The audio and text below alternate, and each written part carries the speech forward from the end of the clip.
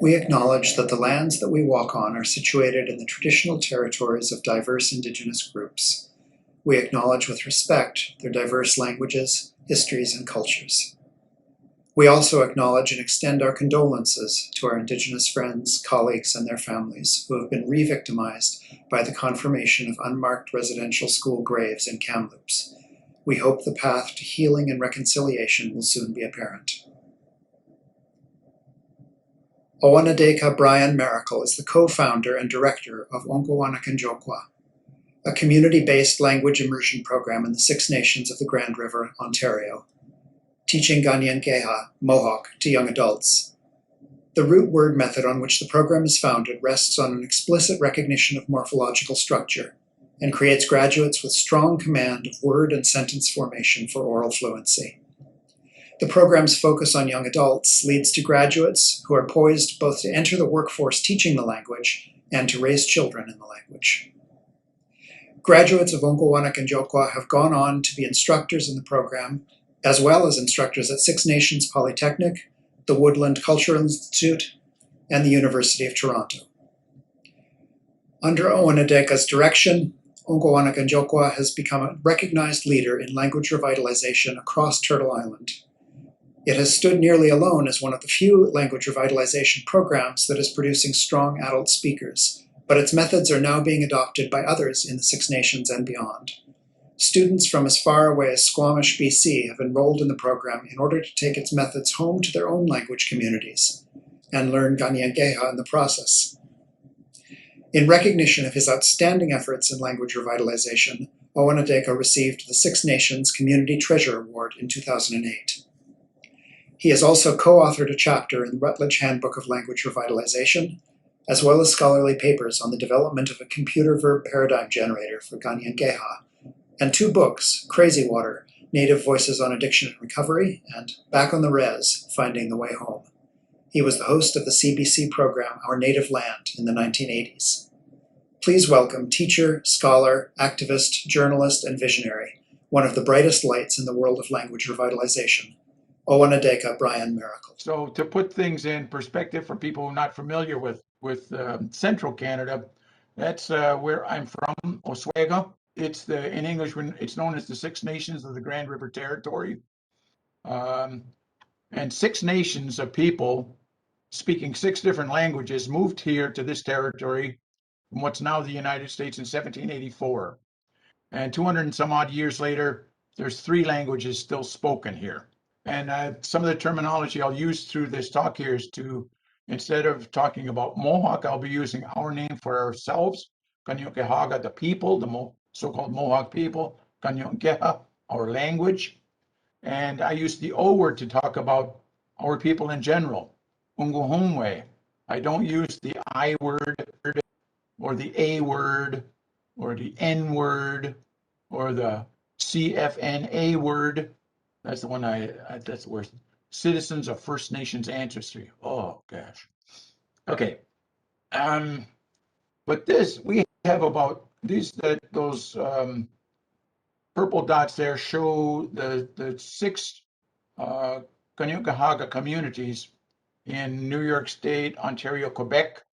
And although we've got about 900 speakers, first language speakers, those numbers there show the number of first language speaking families that we have. So most of our 95% of our speakers are in the East, but even they have just 15 or 14 first language speaking families left. We have none here, and we haven't had any for decades. But our language is not the only one that's in trouble on Turtle Island, because most of the language that are still spoken here only have elderly speakers left. And even the 3 strongest Onkwawenna languages in the country are weakening. And it's against this backdrop that a national campaign has blossomed to revitalize Onkwawenna languages, and it has exploded over the past 10 years. Much of this effort has taken place in institutional settings, at language nests, daycare centers, community centers, the school systems, universities.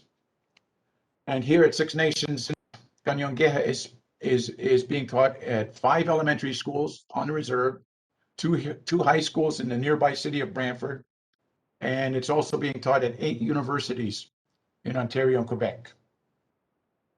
And that's not all. There's a tremendous effort underway across Turtle Island to preserve our languages, and as a result, people are recording elder stories, songs, legends. They're creating dictionaries, storybooks, digital apps, computer games.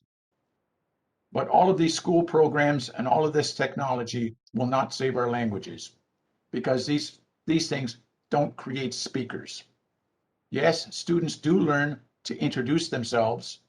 They learn songs, they learn to name animals, they can describe the weather, they can count to 10.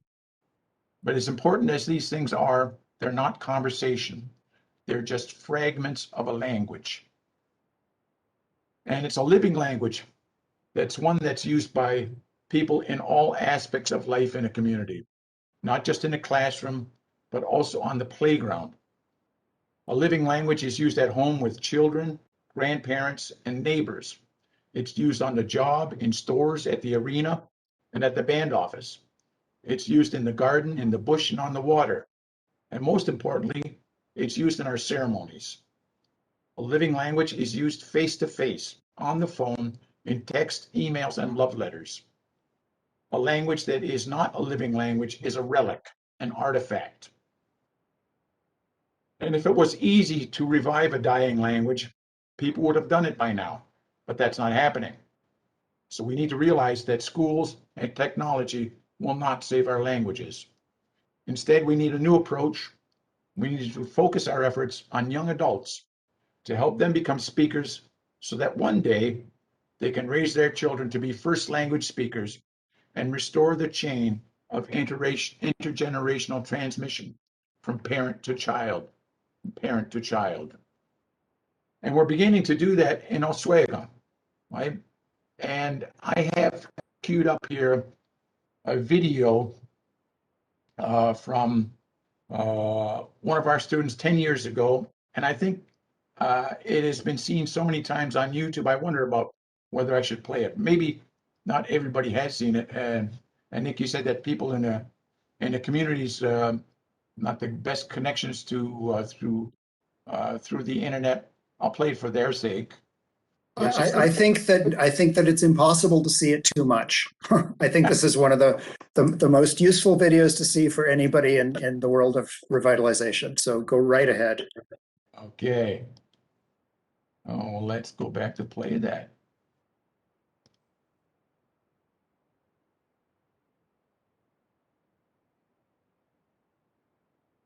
Of nog deze gezorgd.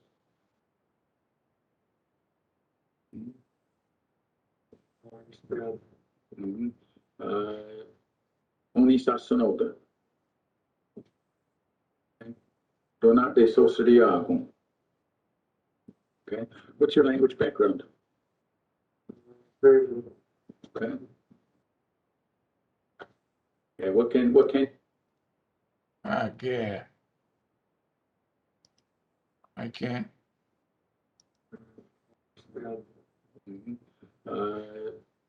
Onisa Sonoda. Okay. Donate Sosriago. Okay. What's your language background? Okay.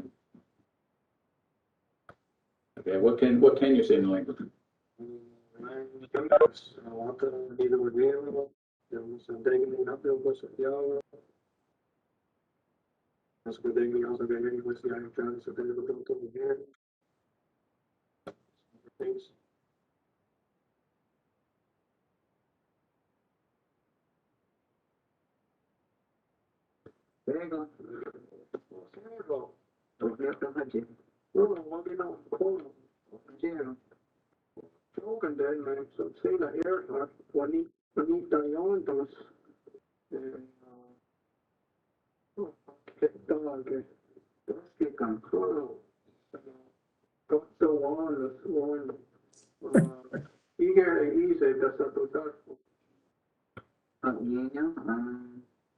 Katki yesterday Toyage. Oh, you don't know Pinos Rayon to you don't know how much of a hospital. You know, they are there, the Dodgers, the Vulture. Vì thế anh về what is your just after gone there gets to the organ of the day. Yeah, such a counter name that they were these are all there. I get me going on there, I get in the airplane. On the Moscow second with aircon. Turkey up, what's the way to get Chị đã tới cái ở cái nốt của bên ấy đấy. Australia hồi thì Turkey cái nốt của ở nít đấy.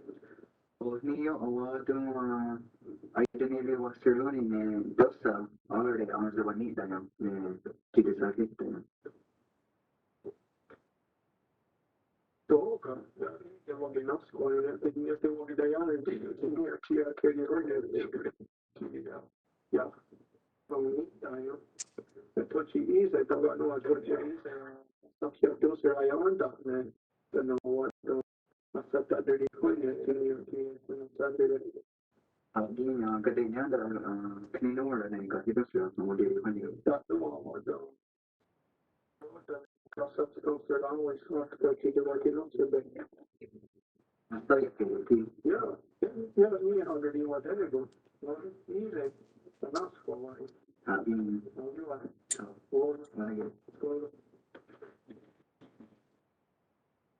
Okay, I'll add here that that was a role play that we asked him to do at the end of an interview that was designed to test his oral proficiency, and it was another student, a previous graduate, who actually conducted the interview with the role play on it. I was interviewing him at the first 2 years previous, where I asked him what his name was, where he was from, how old he was, and he couldn't understand it. But he'd already memorized those responses and could say them when prompted to do so in English. And by way of an update, I'd say that in the 10 years that's passed since he finished that interview, he's become an even better speaker. He's one of the top level speakers in all of Kentoyhkwa. He now teaches Kentoyhkwa at the University of Toronto. He's a PhD student in linguistics at the University of Hawaii. He gives us a lot of help here at Onkwawenna Kentoyhkwa still. Fills in classes from time to time. He does our oral proficiency assessments for the last couple of years. And although he doesn't have any kids himself yet, he does have a dog who understands Mohawk, because I've seen the videos. So how did we all do this? I should explain that I didn't grow up speaking the language. My parents were not speakers. I don't know anything or very little about linguistics, and I've had no teacher training. So this all began in the mid 1980s, when I and the woman who became my wife moved back to the reserve. Is my wife here, Owennatékha? We moved back here with an idea of wanting to learn the language. We'd taken night classes. We went to a 6-month-long immersion program, and at the end of that, we still couldn't say anything. We accepted the challenge to try to find something that would work. And so one day I visited Owennatékha at the University of Western Ontario, where he was an instructor, and he had been one of my night school instructors from a previous failed attempt to learn the language. And as I visited him that day, I saw he had this giant table in his office, and he had dozens and dozens of little of business card size pieces of paper scattered all over the top of his desk. And I said, "What do you got going on here?" And he says, oh, he says, I think I got a new way of teaching the language. And I says, what's that? And he shows me. Well, he says, look, he says, this little bit of information here refers to he, and this little bit of information there is refers to a root word for a house. And here's another piece of information that says something is big. And if I assemble them together, it would say he has a big house. He says, now watch what happens when I switch off this little root word for house for the root word for car. And I plopped it in there, and now all of a sudden we've got he has a big car. That little explanation in about 20 seconds just hit me like a light bulb going off, and I realized then if I could access that store of information, those cards, I could become a speaker. And so that was sort of the start of Owennatékha and I starting Onkwawenna Kentoyhkwa 22 years ago now. And it began that in 1999, where Owennatékha was our part-time instructor. I was the other part-time instructor, even though I knew very little. I had an understanding that there was a logic behind the language that dictated how words were put together, but I didn't really know what it was. And so I sat in class for half a day as a student and half a day as an instructor when some of the other speakers in the community couldn't be there, and an organizer. And at the end of the year, it worked for me, and that became a beginning speaker. And it worked for a couple of other people, but not for most people.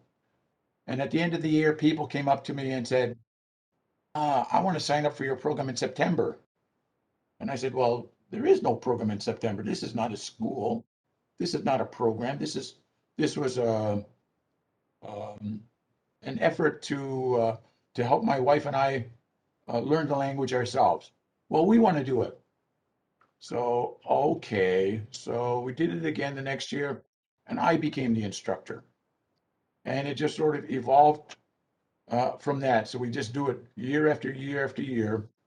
And as I explained earlier, we were operating completely on trial and error, trying to figure out what would work for more people instead of just a few. So that nowadays, 20 some odd years later, we operate a first year program full time for a maximum of 12 students. A second year program, we are planning, or we're beginning a third year program in terms of the organization. We hope to begin teaching that maybe later this year or next year for sure. We have an online program for people who can't attend the immersion program. And we have an online verb generator that'll generate a couple of 100,000 Kentoyhkwa verbs. So how did we all do that? It all is based on Owennatékha's root word method. And it is, we deal with root words as the basis for learning the language, because we don't teach through whole words. A whole word is in Kentoyhkwa is often a sentence in English. So in traditional, it's usually been the case that teachers will teach the language by teaching whole words. They will say, this is our word for pencil, Yehyedunkwa. And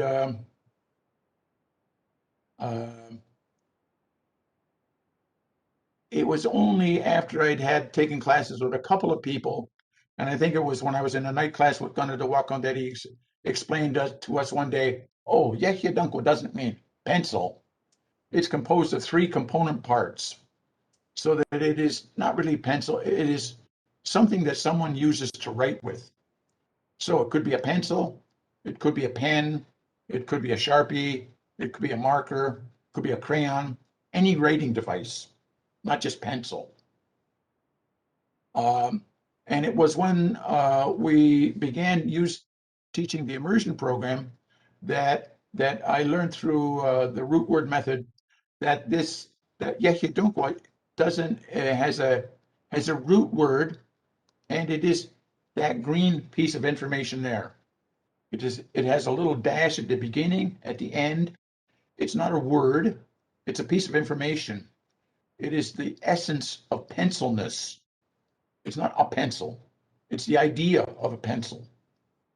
And it doesn't become a reality until we put information before it and after it to start saying saying something about this pencilness. So it's what we use to start saying things like a long pencil, and a short pencil. It's what we use to start saying even longer things. Start saying, they bought a pencil, and I'll lend you a pencil, and he and I have traded pencils. So this is the language in context. And we couldn't get to any one of those points, any one of those ordinary everyday situations without understanding and knowing what those root words are about. And the thing is that when we learn about root words, we have to, part of the job of learning them is realizing that they don't always stay the same. They don't always, they mutate depending on the circumstances they're in. So, for example, this bottom word, Y-O-N-K-Y, the he and I, that thing will take different shapes. It'll show up as Y-O-N-K-Y or Y-O-Y-A-K-Y, and you see that it takes different spellings, and that's all depending on what is attached to the end of it. So there's a lot of it's my estimate that somebody can become a very competent Onkwawenna speaker by only knowing about 1,500 pieces of information. Here's one piece of information. This one for he and I, or that word for pencil. That's one of those pieces of information. But the trouble is that those pieces of information will take different forms depending on the circumstances they're in. So those 1,500 pieces of information are really probably several thousand, but there's basically only 1,500 that you need to know in order to become a pretty competent speaker. And another example, when we say that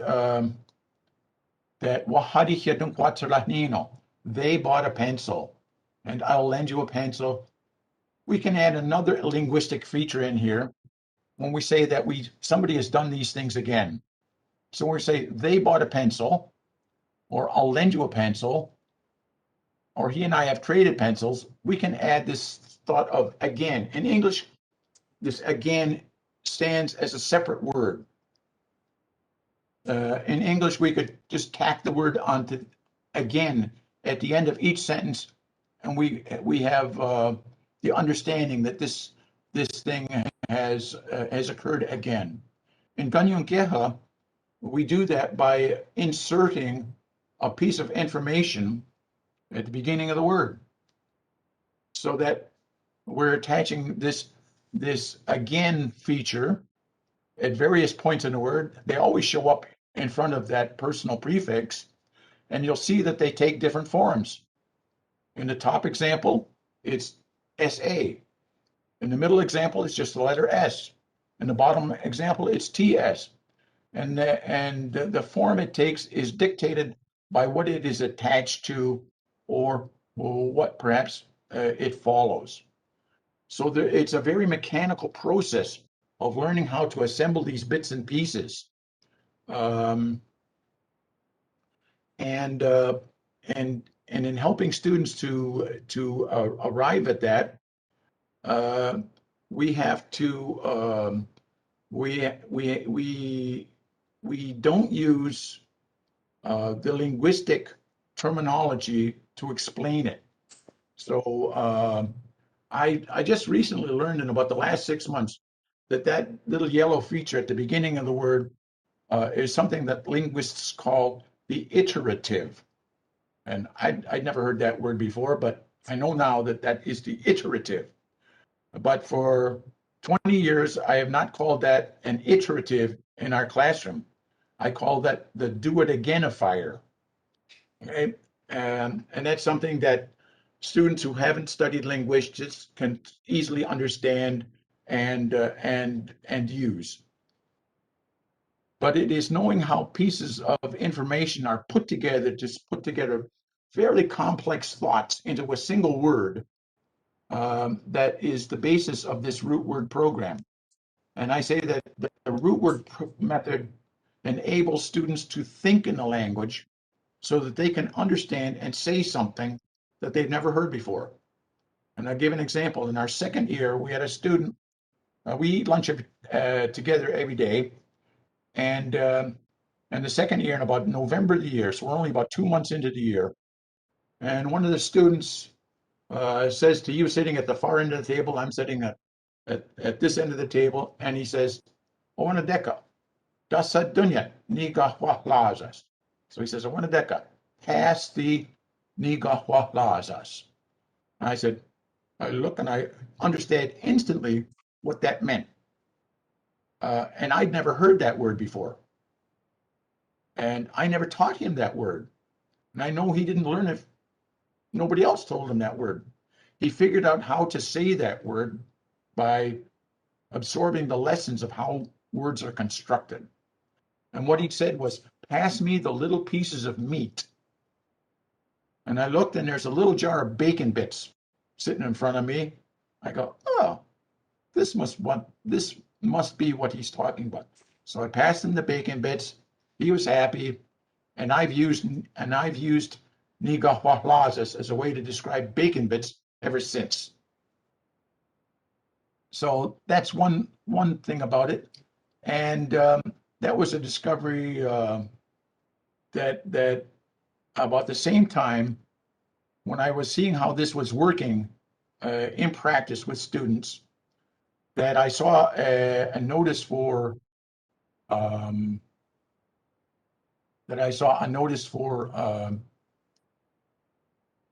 that funding would have been available from the Yale Endangered Languages Project, Yale University. And I called them up because we did things like that in those days. We used a telephone, right? I called the guy up and asked him about what funding was available, what was the amount available, and told him about our program, that we had this nifty little way to learn the language through putting these root words together. I didn't know the word morpheme or any of that business. And he says to me, in so many words, he says, well, you dummy, of course, that's the only way you could possibly learn a polysynthetic language like Ganyogeha is through morphemes. He says, there's no chance in heck that you could learn it any other way. And part of me said, well, that's great. This Ivy League professor sort of saying we're on the right track. But I was sort of upset that none of my people, none of my teachers, and none of the speakers that I knew would know about this. That this was so new to us and so completely accepted by somebody at a university hundreds of miles away. So that was sort of a confirmation, I suppose, that, yeah, we were on the right track. And just how do we use this root word method?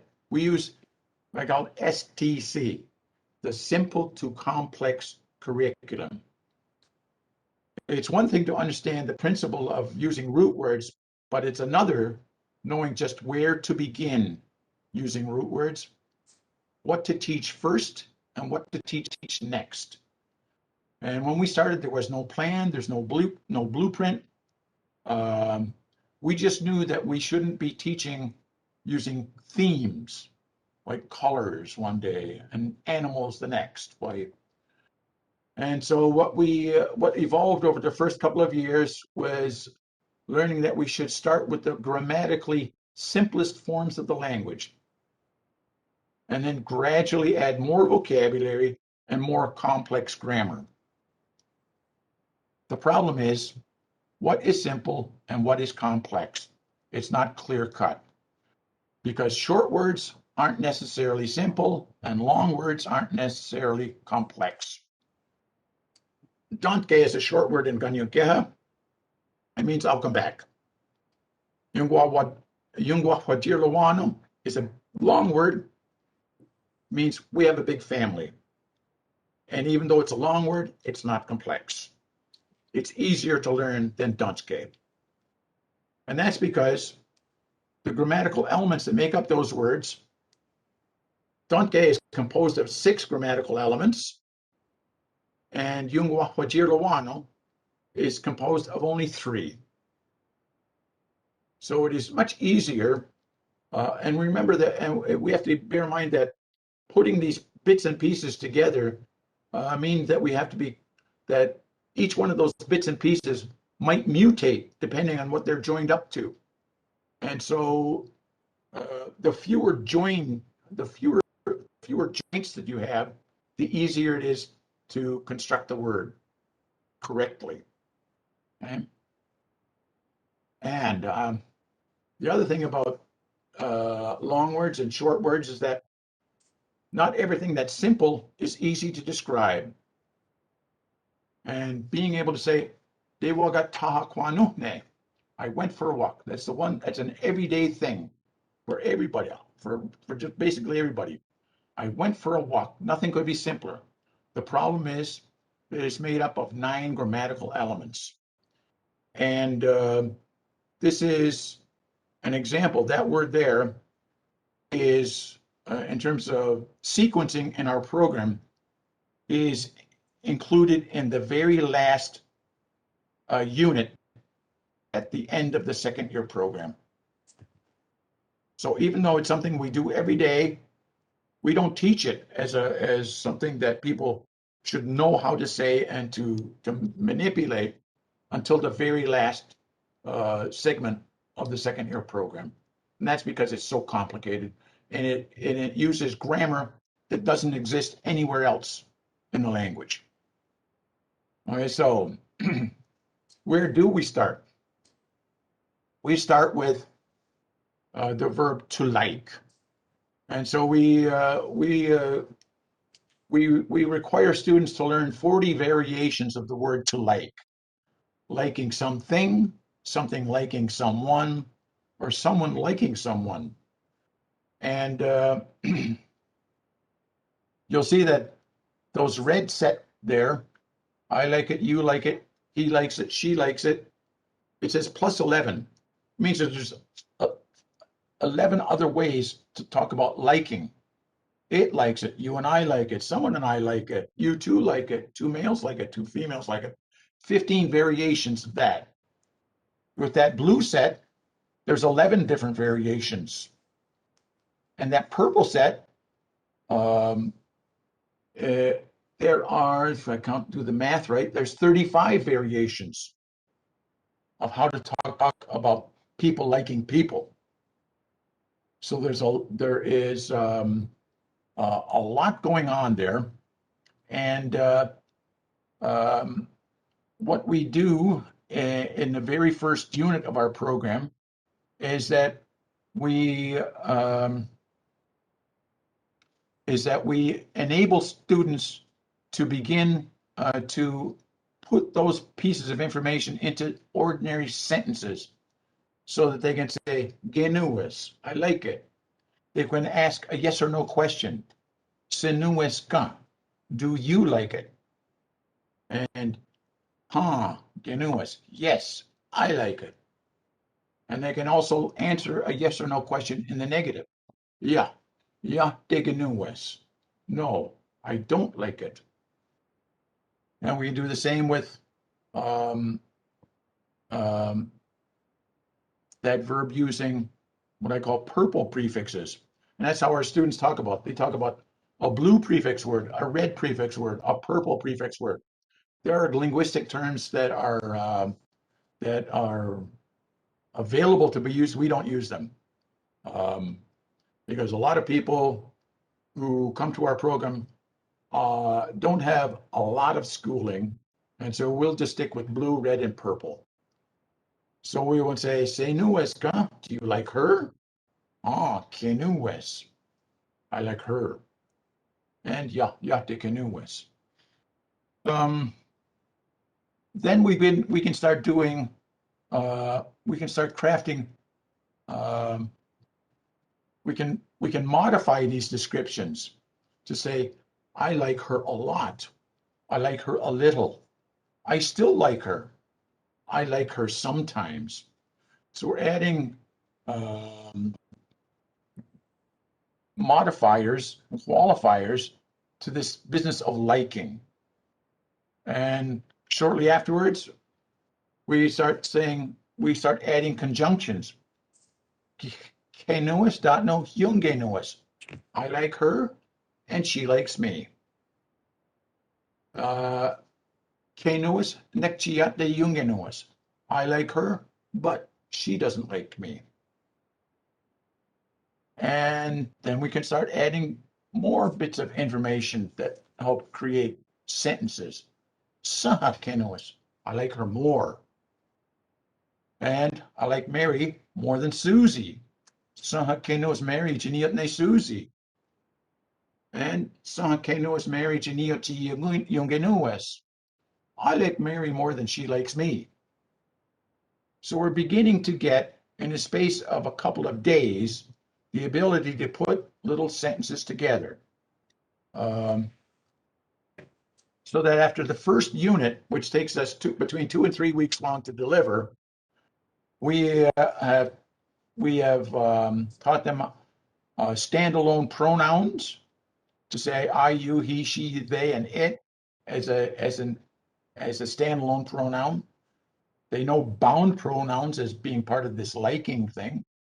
They learn how to ask yes or no questions, to ask who questions, to make positive and negative statements, to use conjunctions, qualifiers, comparisons, and we only use 2 verbs, the verbs to like and the verb to know. And after those 2 to 3 weeks, and these 2 to 3 weeks are days that are 6 hours long in the classroom. Here is at the end of that first unit, we give them an oral test. We ask them translate this sentence from Mohawk to English and translate this sentence from English to Mohawk. Here's a sample one from the test. We'll ask them, what does it, what does this mean? Wagader yonerde, gisego et sinuis, nek gisader yonerde, dogasego yanues nize. I know that you still like him, but do you know if he still likes you? That's a sentence that they can understand and translate correctly. And that's 95% of those first year students in Unit 1 after 2 to 3 weeks. We'll ask them to translate a sentence like, doesn't that girl know that you don't like her at all and that I like her very much? That's something they can translate without difficulty after 2 to 3 weeks. Yakante yago de yondere, ne tigo yeksa, chi yahoteno desinuus, anaguahigon chi ikenuus. Okay, so those are examples of what people can do after the first 2 to 3 weeks, because we're only dealing with 2 verbs, liking and knowing, and there are no nouns involved here, and we're just putting simple sentences together. So we're building a structure for them to plug in vocabulary. They can plug in different verbs. They can start adding nouns eventually, and they have the structure, the logic, the operating system of Onkwawenna in its earliest stages, and then we're just gradually adding complexity. And as one complexity, we can start we can say, okay, after that first day when they've learned, not the first day, but after the first couple of weeks, when they learned all the variations of liking, that verb there, we could just substitute the word for loving, so that so then they could say, I love it, you love it, he loves it, she loves it, it loves me, it loves you, it loves him, it loves her. And that it would be, say, a dog. The dog likes me. The dog loves me. The dog loves you.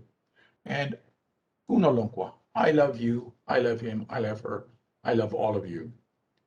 So by substituting liking for loving, they've learned 61 new pieces of vocabulary. That's by learning one new verb root. They learned, and then it's a matter to say, change loving to hating. 61 more new words. To grab to kissing. 61 more new words. And so forth. So that's why it's a much more efficient way of learning the language, is by minimizing the amount of memorization involved. And most of the first year program is devoted to helping students describe the way someone or something is. An example being, I am, you are, he is, she is, it is, we are, they are. And I'm smart, you're tall, she's sick, he's married, it's raining, we're working, they're playing. Okay. And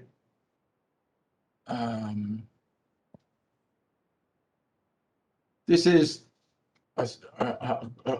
just a thumbnail of the first year's content in terms of subject matter.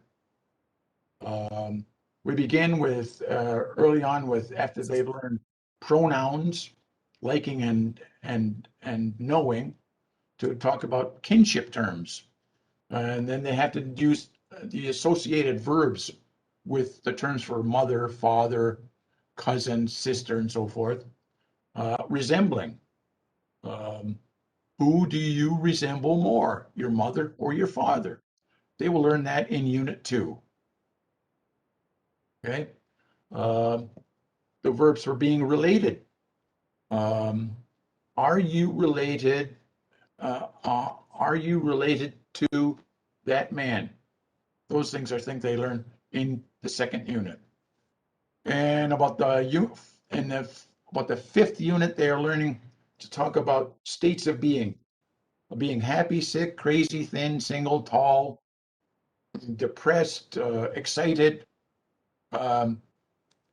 mental states and conditions, mental and emotional states and conditions, physical discussion, fat, thin, and so forth. And about the sixth and seventh unit, they start learning about everyday ordinary actions. This is only about 30 verbs. Maybe make that 40 verbs.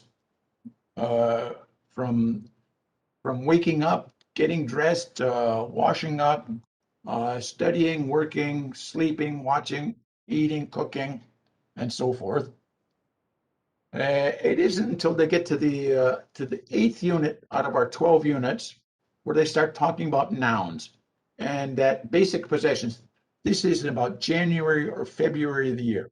February of the year, they finally learn how to say pencil. They don't learn how to say pencil or car or house or any other personal possession until they're 6 months into the program. And they also have to learn the verbs that are associated with basic personal possessions: getting them, buying them, giving them, using them, selling them, lending them, stealing them. Then they learn about foods, all the different food names. Well, when you learn food names, you have to learn how to talk about cooking them, boiling them, eating them, dining them, getting full on them. After that, they study terms from the environment, about roads and fences and rivers and hills. And then they have to talk about what verbs are used in those circumstances, in those places. Well, people or trees are standing, dogs are lying, people are running, birds are flying. In the last unit, we learned to talk about body parts. So when you talk about body parts, you will want to describe them as big or small, short or long, itchy, sore, injured, to describe physical ailments like people having diabetes or cancer. And at the end of the first year, I've written a story that a first year student would be able to tell. If I was to ask a first year student at the end of the year, tell me about yourself, this would be my story, for example, that I could tell after the first year using first year grammar and vocabulary. My parents were married for more than 50 years, but they have both passed on. My father was a carpenter. They were both Mohawks, but they didn't speak or understand the language, just a couple of words. We lived in Buffalo when I was a boy until I was 12 years old. My wife, Audrey, and I have been together for 25 years, and we've been married for 20 years. We're very happy together, and we love one another very much. We do not have any children together, but she has 2 children, a son and a daughter. Her son lives in the U.S., and her daughter lives on the ground floor in our house with her 2 boys. I have one daughter who lives next door to us with her boyfriend and her son. That's a first year story. Okay. Now, the thing about that story, it says a lot, but it's the thing about it that sort of stands out is nothing is happening. It is just a collection of what I call photographs. This is a photograph. You're looking at a photo album of my life. You're seeing snapshots, but no action. And that's what distinguishes our first year program from our second year program.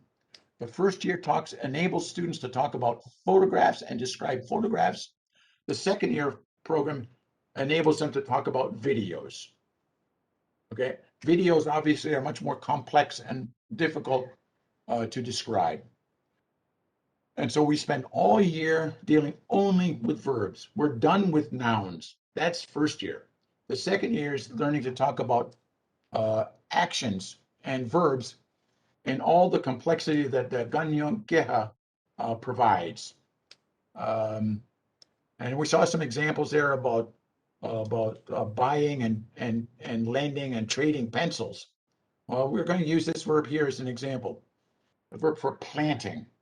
So, gianto, I planted something. I planted something. Well, with Onkwawenna, we can incorporate nouns and verbs together so that we can change the I to you to say, you planted corn. Wase nustayanto. And we can change you to he. And we could add that extra feature to say, you did it over there. Yaha nustayanto. He planted corn over there. Then we can add this do it agaiниfier to say, oh, she planted corn again. And then we can combine those two together to say over there again, to say, yun zahadi nostayanto. They planted corn over there again.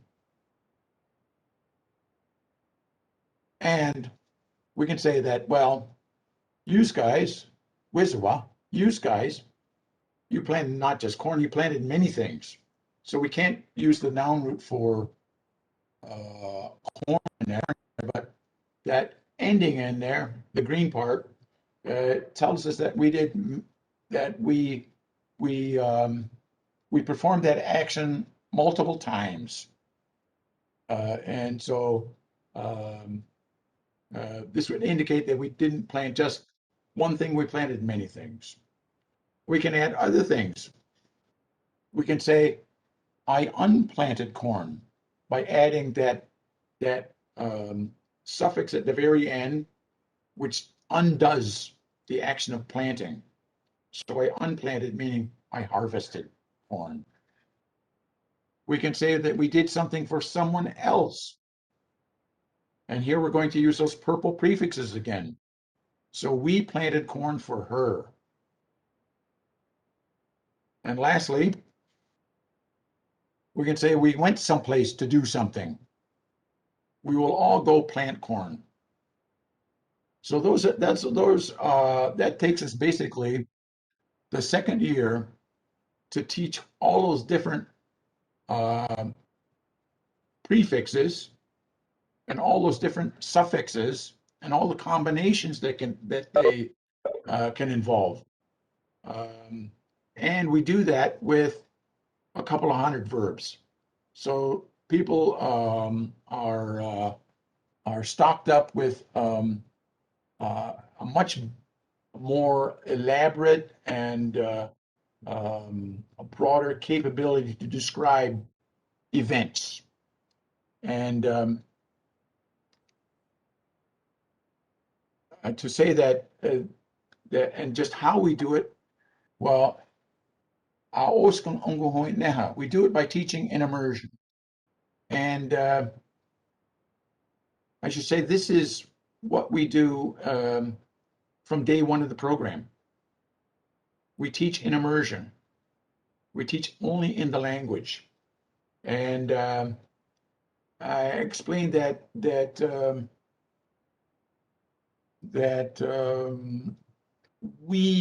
I think that we spend probably 98% of the day in the language. There are times when, for the sake of when a group is simply not getting it, in spite of the best efforts of the instructors to get a point across in the language using charades, using diagrams, using whatever gimmicks we think will work to get a point across in the language, then sometimes we just have to break down and say, okay, we're going to have to deal with this.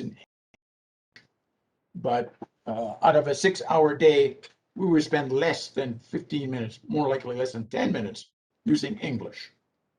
So this is our primary method of doing so, is using English.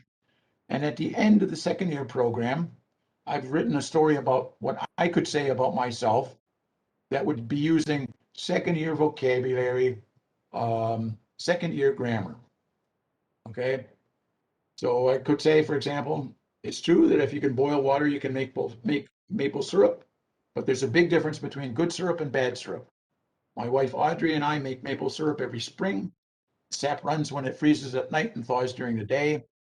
I drill a hole in a tree about 2 inches deep, put in a metal or plastic tap, and collect the sap every day.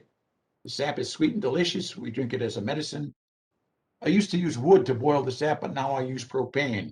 You have to boil 40 gallons of sap to get 1 gallon of syrup. We made about 60 bottles this year, and we give most of it away to friends, family, and visitors. If you visit us at our home in Six Nations, you'll leave with a bottle. So come pay us a visit. Okay? And do that. So that's an example of, and the grammar or the way you heard Brian DeCare speaking at the end of the second year is an example of how people can speak fully about ordinary everyday situations at the end of the second year program. So what's the upshot of this whole thing? What do we have to show for 20 years of work? Well, we've, in addition to creating about 30, 3 dozen, it says I was going to revise that to about 30 advanced level speakers. This new generation of speakers has built about 15 years ago the first ever Mohawk speaking longhouse here at Grand River. It's where we conduct our ceremonies, name our children, conduct weddings, hold funerals and death feasts, thank the medicine beings, and hold social dances, all in the Mohawk language. Okay? It's also the place where our graduates have established the Everlasting Tree School. It's a Mohawk immersion school for 60 students from pre-K to grade 8. Almost all of the teachers are new speakers. They're teaching the children our stories, history, ceremonies, math, and environmental science, all in the Mohawk language.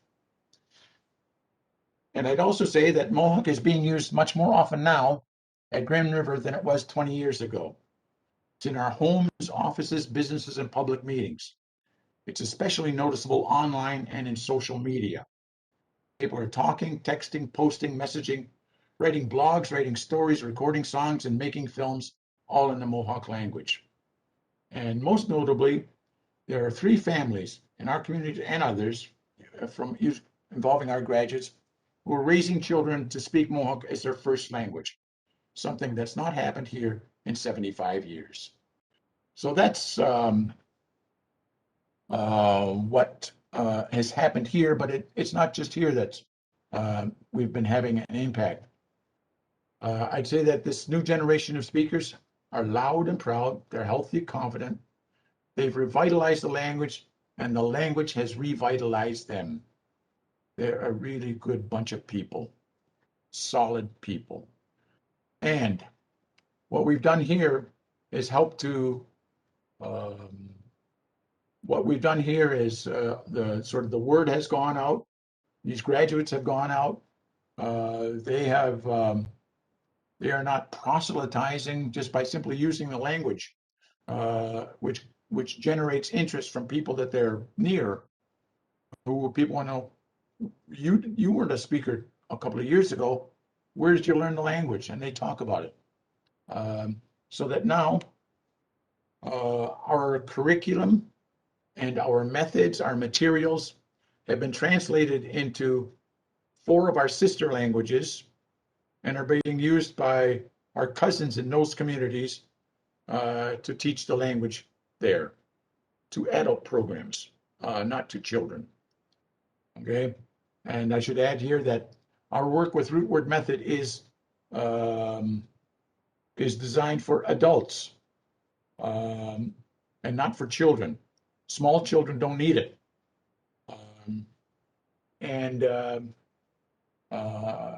As I said, we want to focus attention on adults, young adults, as a way to get the most benefit from this effort of teaching the language. And this leads to other people from other parts of the country have expressed interest in what we do.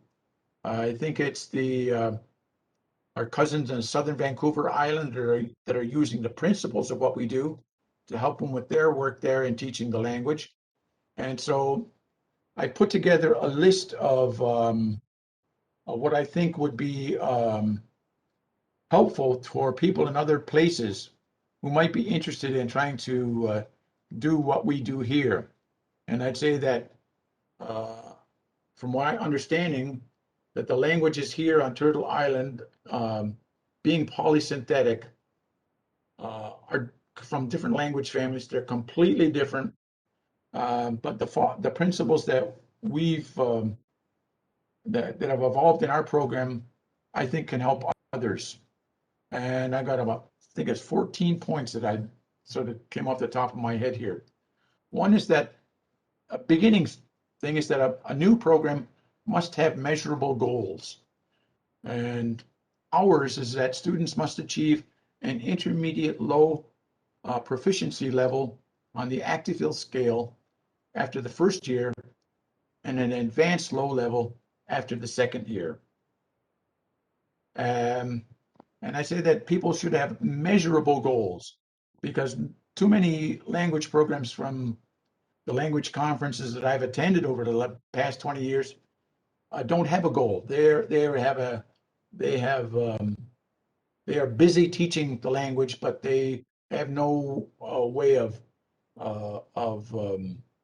determining whether they are successful or not. And when I was at one conference when I asked about assessments. How do you assess your students' progress in the language? How do you measure success?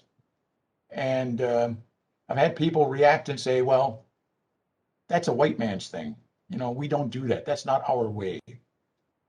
Okay?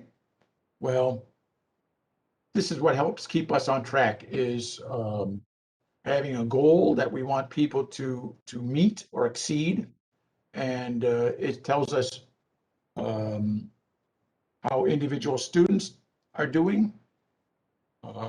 Over a bigger scale, it would teach us It would show us how individual instructors are doing.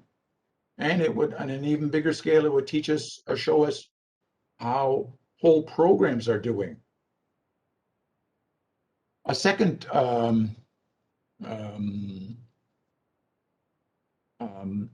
principle I think that new programs should adopt is that they should have a root word resource that has all of the root words and the whole words used in the language. That's the ideal thing. And the sad thing is that a lot of languages, maybe most of them, don't have that. They've got word lists, which may be word lists of whole words, but they don't have the root words attached. And so this is an incomplete work, and this is one thing that Onkwawenna languages could use, is the help of the linguistic community to help come up with these resources, because this particular resource is what enabled us to get to where we are. If we didn't have that work that Onkwawenna had done, we wouldn't be speakers. We might be still studying and still being limited to what we can say in terms of things that we might have memorized, but we wouldn't be speakers. A third point that I have is that a new program should employ someone who knows the rules and the exceptions governing how morphemes are put together to form words. That could be a linguist. It probably shouldn't, that person who knows the rules for putting words together, they probably shouldn't be the instructor, because from the few linguists I've met, I see that they find it difficult to talk in anything other than linguistic terminology, which is a real barrier for people in the community to deal with. A fourth point is that a new program should employ an instructor who understands how words are assembled and can explain it in the language. And oftentimes, in our case, these instructors are second language speakers. That's what's going on across Mohawk country. Many of the new teachers are second language speakers. And we're fortunate in the East, people in the East are fortunate that they have first language speakers to help them over things that they don't completely know, or vocabulary, in matters of vocabulary especially, or matters of grammar. And a fifth point, of an instructor should be committed to helping students become speakers. And one of the things that I've seen over the last 20 years is people who've been working at teaching the language for 20 years.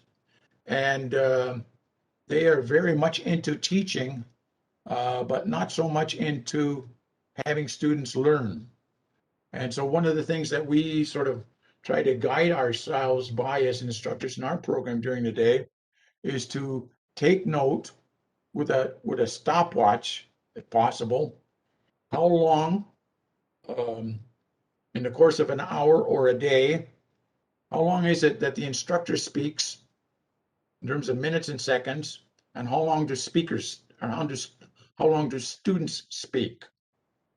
And we try to make sure that the students are speaking more than the instructor, because when the students are not speaking, they're not learning to speak, they're learning to listen. And so they need speaking time. So that means that our classes are small. We limit the first year program to 12 students. One year we did have 15 students, but it was a disaster. It was just not much speaking time for the individual students, and that's one thing that they need is the opportunity to speak, to make mistakes, and get feedback. So that's one point. Sixth point: the curriculum should begin with the grammatically simplest form of the language that can produce meaningful everyday conversation.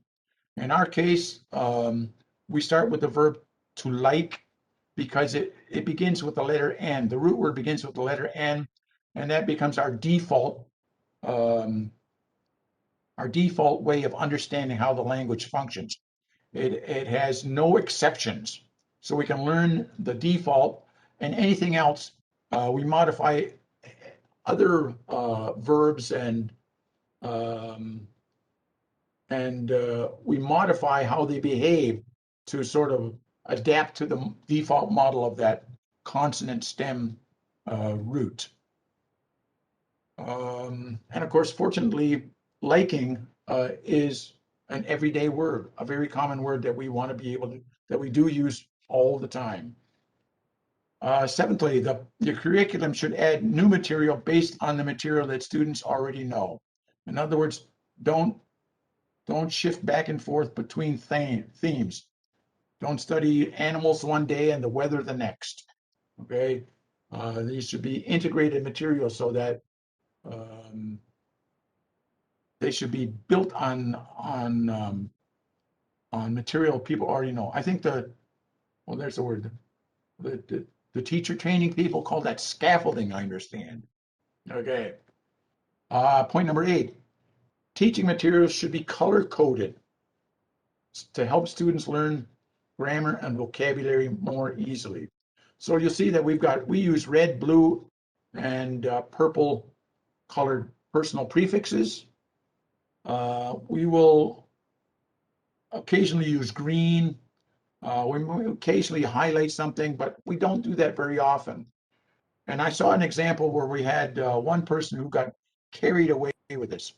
They color-coded every little bit and piece of a word, so that a story was just a mosaic of color. And you had to remember, oh, what is pink again? What is blue? What is brown again? What does gray mean? And you couldn't remember that stuff. It was just too much. So that color coding can be overdone. The 9th point here, because there is a lot of memorization involved, we really stress the use of flashcards. Students use flashcards out of class, digital flashcards. And we find that Quizlet or Anki are the ones most often used. Quizlet more than Anki. And in spite of that, students, for whatever reason, end up using 3x5 cards probably more often than they use their telephone apps. A 10th point, the program should be taught in the language from day 1, minute 1. So we have a no English rule that we don't really start enforcing until about the 2nd month of the program, because people come in here, they don't know any Mohawk, and they want to express themselves. And when they're limited to talking about very narrow fields of conversation, and they want to say, well, so we tolerate it until it gets to the point where after about 2 months, we ease off on correcting people or giving people a heck about using English, because by that time people are conversing.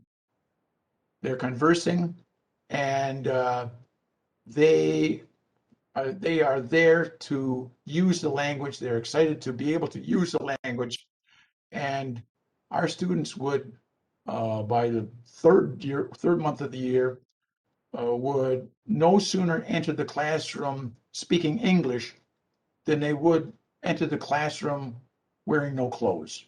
It's just unthinkable.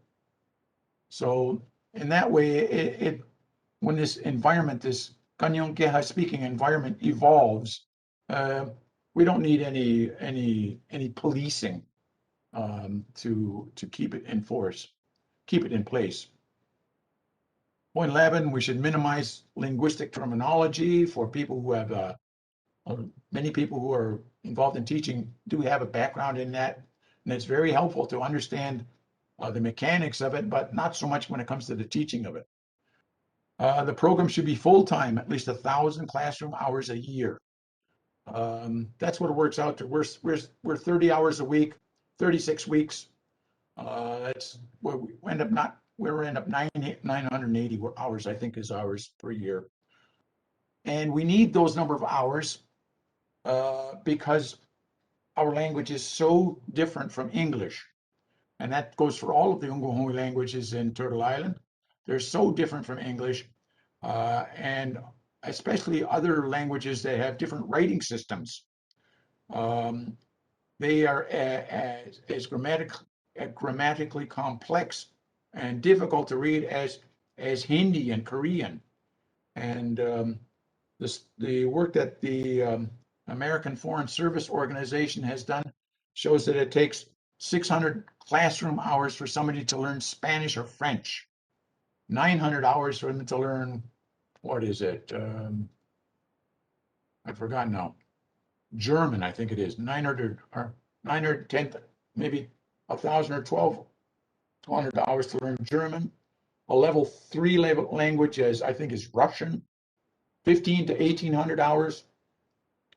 Arabic, Japanese, Korean are 2,000 to 2,500 hours.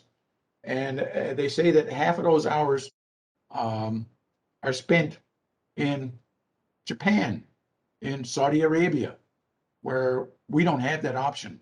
So we really have to put a lot of time into it. And that's why night classes just won't provide the number of classroom hours for people to become competent in the language. And a 13th point is that any program should have all year, multi-year funding for decades for students and staff. Yes, teachers have to be paid. Students have to be paid if they're adults. They are usually on their own. They have families. They have financial responsibilities. People have left jobs. People have foregone jobs or other opportunities, and they need to be supported.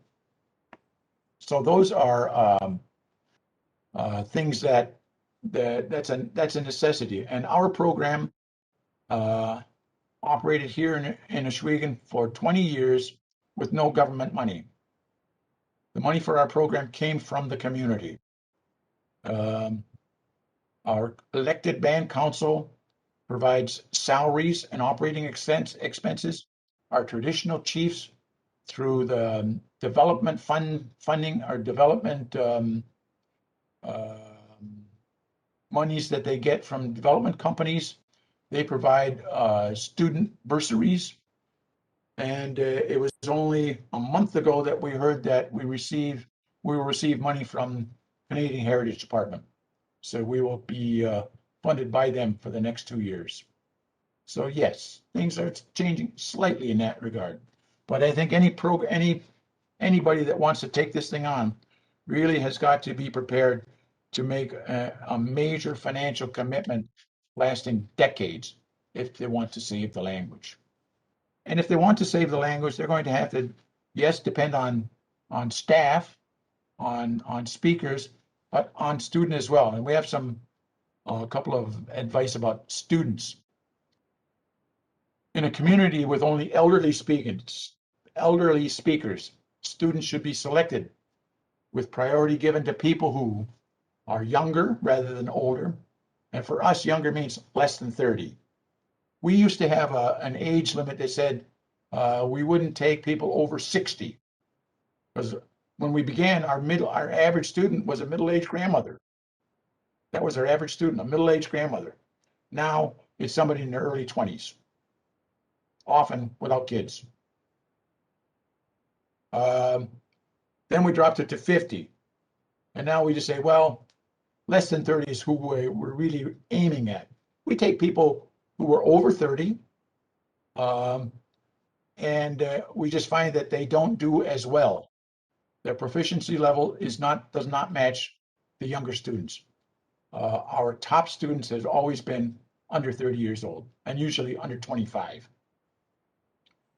And we especially keen to have students who have young children, who can teach their young children when they're young, people who are on a career teaching path, people who live and work in the community, people who studied the language as an adult in an organized program. This tells us that they're committed to learning the language and not just someone who studied the language while they were in grade school because they had to. And people who attend traditional ceremonies or are active in traditional cultural activities. So those are the people that we look for and give priority in terms of selection if it gets to the point where we have more people than we have places. So that's it. Like one last thought, we didn't lose our languages overnight, and we're not going to get them back overnight either. This is an effort that will take decades, and it requires a major ongoing commitment from the entire community. Owennatékha. Okay.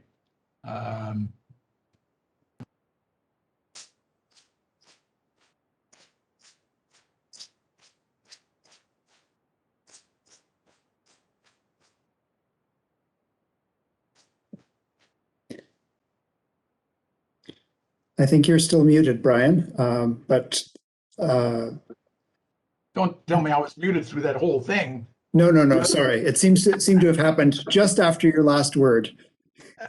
Okay, well, Sagir, on skierlarde, I'll say it again. What's going on?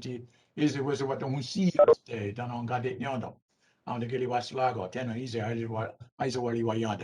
So I thank you for the careful attention that you seem to be paying. I look at your little thumbnails there, and be happy to answer any questions you might have. Thank you for a talk that exceeded my expectations, which were already extremely high. I think you've basically given us a 1 hour roadmap for language revitalization. I'm blown away. I expected to be impressed, but I'm blown away. Well, I hope it helps. We're just here to share whatever we have and do whatever we can to help other people who are trying to strengthen their own language. One of the things I've seen in many communities is that, and even when the will is present, funding is often unsteady from multiple sources, and not terribly reliable. And securing it is a never-ending struggle that really saps people's energy. And so I am wondering, and I think there's probably going to be a lot of interest in communities as well, in how you solved that particular issue and secured, as you said, steady funding for decades from the community. We had a great friend at this organization here called the Grand River Employment and Training. They're an employment helping agent. They'll help you write your resume. They'll give you high school equivalency training. They help you with job searches. They help employers find people, that kind of work.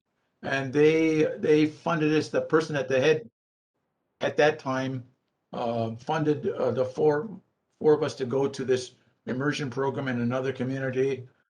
They funded us to research how to go about this thing because they're committed. They have as part of their mandate, cultural matters. They're strong on the culture, but they really put it into practice and said, well, we recognize the importance of language and we're going to help, whatever you think would help. And so they funded us on those first 5, 7, 8 years on the same basis that they would people attending a welding course or a hairdressing course. They funded my wife and I to put on the program. They paid us so many dollars per student per day. They paid the student a training allowance that just like they would a welding apprentice or a hairdressing apprentice. and that's how we operated.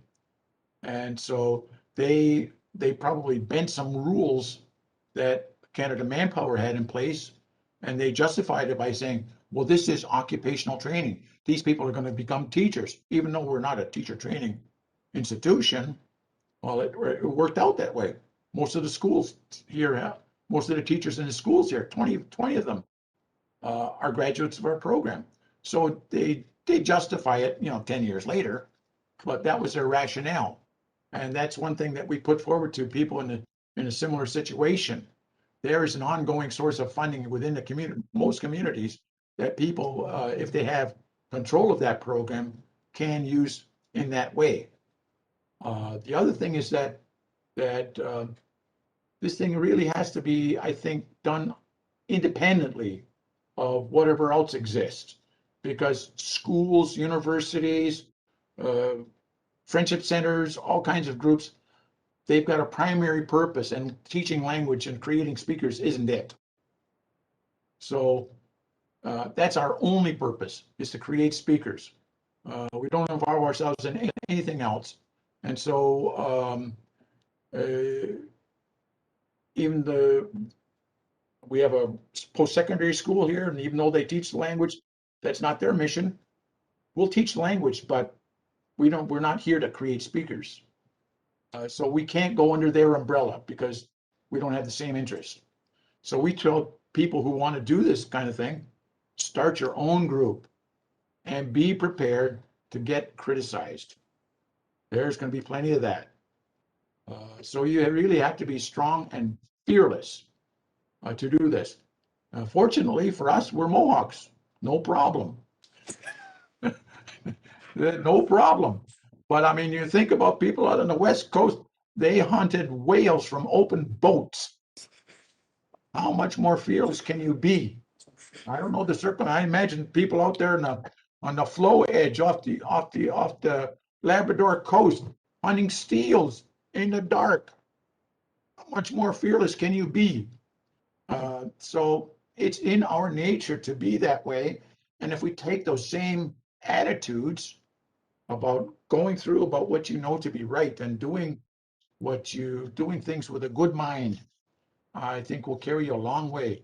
And it took us years to do what we were doing, to the point where we started getting results, and people would be going to meetings, getting up and saying what they had to say in the language, and people would go, who's that? Where did that guy learn to talk? His parents don't speak. And they're just blown away, and it's just seeing results is what helped. We didn't have to sell anything. People came to us and said, yeah, we think you are deserving of support. We want to help. So it's once you start putting in the hours to the point where you're starting to get results, and it's much easier to be funded after that point. But yeah, there's a big hump to get over till you get that point. Well, certainly the message about results speaking for themselves, that's a really important and powerful one. Thank you.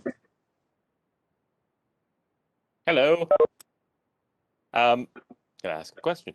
I co-teach Inuktitut with a native speaker. I always co-teach it with a first language speaker.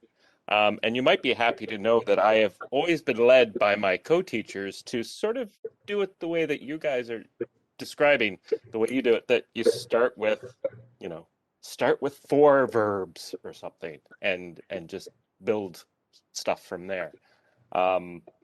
Because I guess they have seen, younger people coming up and, they know all the words for the animals or the colors, but they can't actually say anything.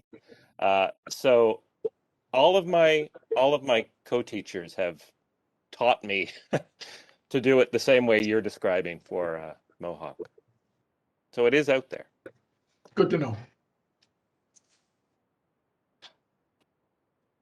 We only get whatever, 36 hours times 2, 72 hours. Not very much.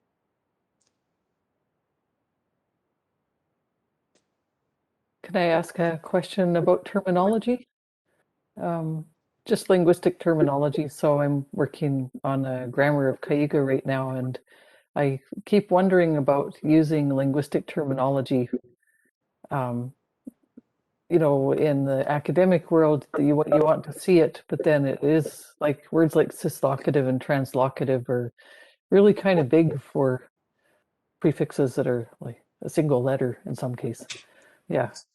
And I was wondering what you think about using easier to understand terminology instead of the linguistic terminology or whatever. Well, I don't quite get the question. Sorry. Yeah, what would be your opinion to put in a grammar? Would you put in both linguistic terminology and maybe easier to use words like the say it again prefix or stuff like that? Or would you use just the easier to understand terminology like the to prefix instead of the dualic or something like that? You know, I think it would depend on the context. A community group, we dumb it down, right? We make it user friendly. I think people, if people are in a university setting, well, they got to put on their big boy pants. You know, they're used to hearing, you know, they're used to hearing, 10-letter words all day long in their other courses. Why not there too?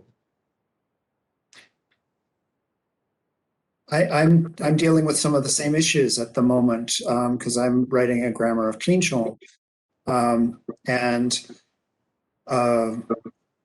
with Leslie Saxon and Tammy Steinwand as a speaker, and we've made the decision to introduce both terms, but to explain both the linguistic term and the simpler term, and to explain them fully. But I think the barrier, I'm starting to become much more persuaded of your approach, Owennatékha, because the linguistic terms are sometimes a barrier even to other linguists. So linguists who work on different language families, until fairly recently, like the 1970s and 80s, used completely their own sets of terminology in many cases. So when a Dene language specialist speaks about mode, grammatical mode, they don't mean what every other linguist means when they talk about grammatical mode. And grammatical aspect as well is different between different groups. And when someone who writes on Slavic languages uses the term perfective, it does not mean what somebody who works on indigenous languages means by perfective. And it's actually impeding understanding between different linguistic subfields, I think. And so I think there's a lot to be said for describing what the morphemes and the structures do rather than giving them labels which can be deceptive. So I've been thinking about this a lot in the last few years, and what you have said, I think pretty much nails it down. Well, this is what we talk about what these features do. Well, on a blackboard, we'll have it and we'll highlight it, underline a part of a word, and we'll just explain what that thing does. We try not to name it in the first place. So this little HS here, this does this. This performs this function. This is what this does. And we try not to use a name so they understand what it does. And names are not so important, right? But but there comes a point where it has to have a name just for the sake of talking about it. It makes it simpler. So they don't have to recreate the whole lesson. Remember when you put that word out there in the middle part there was yellow and the rest of it was black? So they have to have a name. Hi, I have a question about taking the class outside of the classroom, let's say. you mentioned that the one of the funding groups would fund like, teaching or classes in welding and things like that. Have you had any experience teaching students in those types of contexts? So kind of in a case where you might be an apprentice on the job. So just kind of like putting the language into a social context. I don't quite get that. We've got a standard. Our program is 1 or 2 years long. Mm-hmm. You start on day one, carry through, so we don't sort of take a chunk out and let's Right. go have a weekly session on foods. Mm-hmm. Don't do it. Okay. It would be a good idea, but yeah, I was just curious if there was students had a chance to interact, let's say in a scenario outside of a classroom. We give them we eat dinner or lunch together every day, and where they learn, we obviously about foods and eating and whatnot, but we're also at that time talking about the things that we all ordinarily do. Oh, you're going to the movies, going to visit your mom, and Right. all the kinds of things that happen. And we talk about them at that time, so they get they're exposed at lunchtime to a lot of things that they never formally learn for months or Right. years to the second year. So they're exposed, and when they find that word comes up, they hear it dozens of times, almost every day.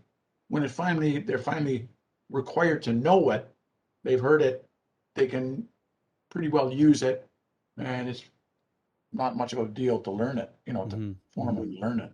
Sure, right. And we're not lucky here because we have no, we have to go to the other communities to go hang out with old timers and talk to them. Or they are on, thanks now to the internet, they're a lot more available. So Right. they are exposed much more often nowadays through the internet. Okay. Yeah, I was just curious about I think those are good steps. I mean, getting the students to socialize rather than just learning the rules of the language in the class is certainly the way to create speakers, I think. So it looks like Anar has her hand up. Yes. Hello. Okay, so my name is Anar and I'm a graduate student at Memorial University. I'm very honored to be part of this online call and with all my professors here, but I still have questions. So, I found the whole project is very unique because when we talk about save a language, we usually only focus on children. We think that's how a language is learned, but we never focus on adults. So the project is focusing on young adults. And in another sense, it feels like I can relate to this. It feels to me, it is very much like the way we learn second language. So I learned English as my second language. I understand we're talking about first language Mohawk, but because most of these young adults do not have any previous knowledge, in a sense, it feels like to me they are learning a second language, even if that's their native language. So do you think, are there any differences between the way these young adults learn Mohawk and the way we learn second language, like me learning English? Well, it's a second language. They're learning it as a second language, and they bring their first language with them as their basis for understanding the world, which is English. So they're in the same boat as if they were studying French. They have the same problems, but fewer resources. So it's very much a second language. And one story that I tell you about this root word method. I've given this little explanation with diagrams showing how you assemble words and switch things off and get different meanings on that. And I've given a little presentation like this at a couple of gatherings of Mohawk people in different places. And when I finished, the young people in the room go, "Wow, that's fantastic. I want to take that program. That's great. Now I know how this thing works." And the old timers in the room that are speakers, they're all going, "That's the dumbest thing I ever seen. That's stupid. That's crazy. That makes no sense at all." Universal. They got no time for it. I was, Sorry. you go ahead. Okay, so, and I also feel like because I learned English and I also learned Japanese and Russian, something really worked for me is like when I learned English, I feel like I learned English just like I learned math. So when I'm talking, actually my brain is like assembling all the pieces of information. And the difference is I learned English starting from nouns, but you just mentioned these students do not learn nouns after at least 6 months in this program. And why is that? Because I feel like every single time we'll learn a new second language, we start from nouns. It's something I know, it's tangible, and I have the concept in my mind. It feels easier for me. And why do they learn nouns so much later in the program? It just evolved that way. And I just found something out about 2 weeks ago, reading something about, I heard it from Owennatékha about, they say, oh, Ganyonge is a verb-based language. I saw a statistic just the other day. Gary, you might back me up or correct me on this, but it says that the ratio of nouns to verbs in the English language is roughly 1-to-1. You take the Oxford English Dictionary, break it down, nouns, verbs, 1-and-1. The ratio in Mohawk, nouns to verbs is 1-to-17. So I don't know. I'm just, I, I wish I could remember who wrote that.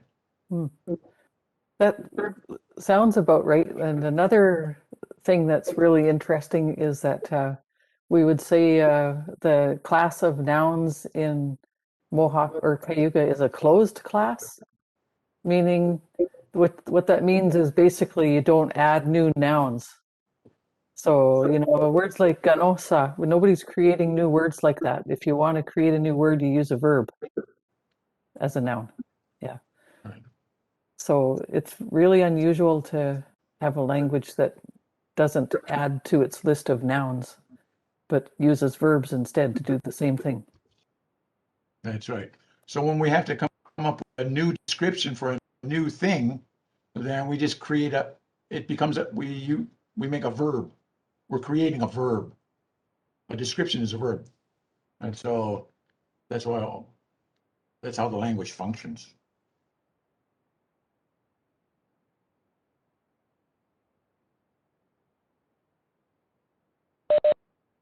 This may be a silly question, but do those verbs to talk about new types of nouns, do they ultimately become nouns? Can they cross over into the noun set? Well, we think of them as nouns. Okay, yeah. You know, we think of them as nouns. We think of them as nouns, but they function as a verb. Okay. You can modify them as though they were a verb, Right, as though right. as a verb. Okay. That's cool. Okay, go. So Yeah. To say a policeman, or a policeman. Well, that's a noun, obviously, right? Oh no, in our language, it's a verb. He catches people. Say, well, you could say that within that same word, you can modify that word to say he used to be a policeman as part of by adding a suffix to it. Right. And says he used to be a policeman. So you can modify a noun by adding a feature to it, which you can't add anything to policeman. You had to add extra words, Okay. So that's it. And that creativity, this was something I was thinking about with the bacon bits example.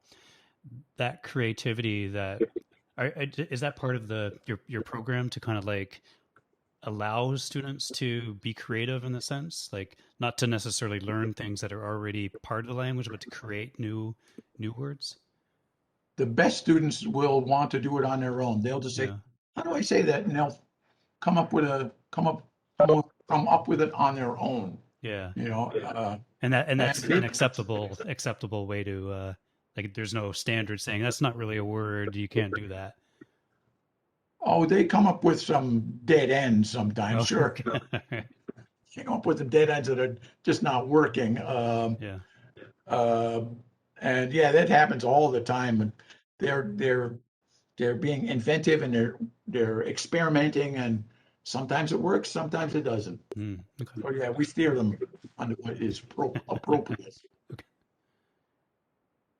Thank I you. think we're losing people because we're running out of time, or some people have to go to other meetings. But Marguerite had a question, and maybe that'll be the last question. And if you have a few last words, Brian, that would be great. Thanks. Yep. Oh, I was just going to add some more to the noun verb thing. I work with Algonquian languages, and when we did our Innu dictionary, we found there was probably 20% almost of the words were nouns, standalone. But many of the nouns in the Algonquian languages are made from verbs. So when you want to make a new noun, you can put an N or a GN on the end of a verb, and there you go.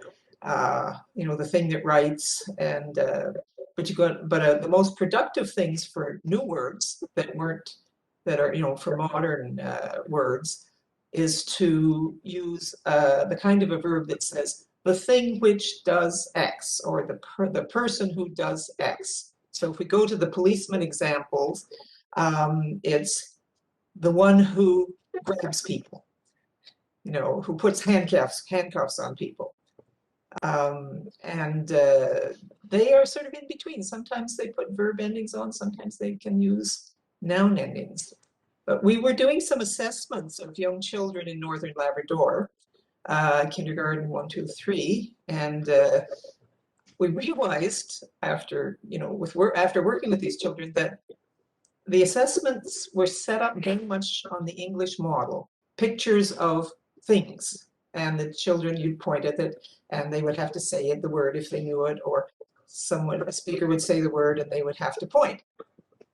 But the surprising things is, for things like a glass of milk, they didn't say milk, they said it's for drinking, for the glass and that.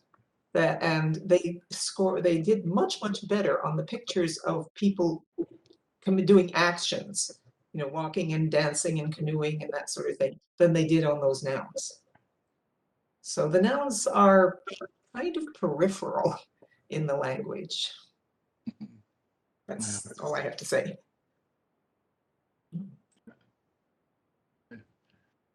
I see that Nick left me a note saying he has another obligation, and is tearing himself away, and sort of left it to me to have any closing words. I don't have any. I've said plenty now. I really appreciate your interest, and I'm glad that this will be available to people out in the communities, and perhaps we can talk about this again some other time. So now I'll go. Yeah, now I'll go up. Yeah. Thank you so much. We're very appreciative and grateful for the opportunity to meet, even in a digital environment, which is nice. Okay. Okay. Owennatékha. Oh no.